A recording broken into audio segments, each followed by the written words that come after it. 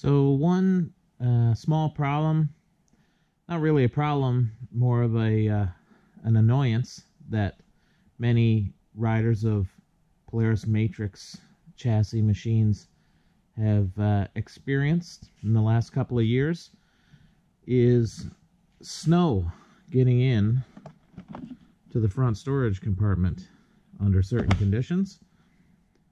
So we're going to look at why it happens, and we've got a very simple and effective fix that we're going to share with you today.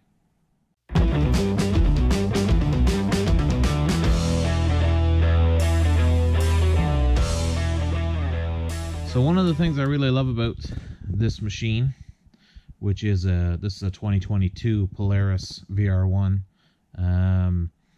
is this front storage box. It is super convenient. I have the organizer that goes in there that divides it up into little compartments, and it's padded. It's great for cell phone, wallet, glasses. But like several other riders have experienced, under certain conditions, which is sugary snow, that you're either riding in the deep or you're riding behind other machines and you're getting a lot of dust in your face, basically, you get snow dust inside the compartment. Now, Polaris has a waterproof bag that goes in this compartment, but it's not really a fix for that problem, and it's not very convenient, because with that bag, when you open the compartment, you then also have to unzip the bag. It's not convenient. It's not a practical solution at all. And some people had discussed trying to seal it up with weather stripping. Not a lot of details that I've found on how people have fared and what process they did exactly, but one thing I can say is it's not a problem of the door seal. The problem is down here in this hinge area. There's quite a gap down here, and the problem is that it's hard to seal that gap because it has to have movement, and it's also has a very convoluted shape. If you shine a light up through the engine compartment, you can see where the problem lies, because it's wide open to the engine compartment there, and the engine compartment itself can get all sorts of snow dust coming in because it's vented in several spots. So the question is, how do we block off this gap without affecting the functionality of the door, and do it in a way that is practical and simple? So with the hood off of the machine, you can see the area in question from the bottom side, and again you see how convoluted it is.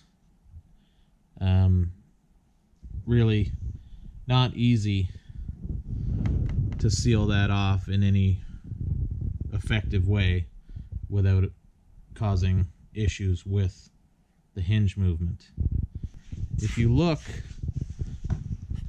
on the machine, you can see here this area is kind of where that hinge comes down, and this area right here is where air from the engine compartment can move up into the hinge area of the glove box. So what we want to do is create a seal across here between the hood and the engine compartment area. And that's essentially across this section here just below the hinge area. And what we need to do that is a piece of soft foam, at least 1 inch thick, preferably 1.5 inches to 2 inches, and fairly soft because it's got to contour to a lot of different shapes, and about 12 to 14 inches long, and this piece is 2 inches wide as well. We're going to put it right in here, and then when we set the hood back on, we're going to find that that air gap is sealed off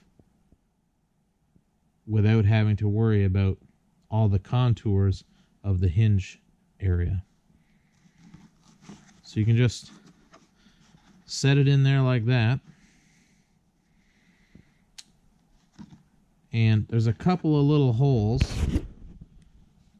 just right in here as well that I'm gonna stick a couple of little pieces of foam in there too, just to block those off as well. Then we're gonna set the hood back on and check it with the flashlight again. The first time I tried this, it worked out quite well, but I found that I did still get quite a bit of air gap in this little groove that they've made for the cables, because the cables don't really fit in there super tight. So I'm also going to take a small piece of foam, just tuck it underneath there before I put it back together. Okay, so I've got the hood back on. Didn't have to do anything fancy, it just sits right on there and squishes down into that soft foam nicely. So we'll open the compartment, and it functions fine, no issues. And I got the flashlight up in there just like I did before, and I'm getting nothing. And it's the same on the other side as well. Obviously I haven't tested this yet, but I'm pretty confident that we've got it 99% sealed up. You can see the foam that I put in up in there, I hope. And I can't see that there would be any issues with this foam. I can't see it interfere with any other function of the machine or be any kind of hazard. So I'd say it's a pretty simple and effective way to fix this problem. And the hardest part is just getting yourself a piece of that foam. So I'll test it out and let you guys know how it goes down the road, but I'm pretty confident that it's a solid solution to the problem of snow dust getting into your glove box.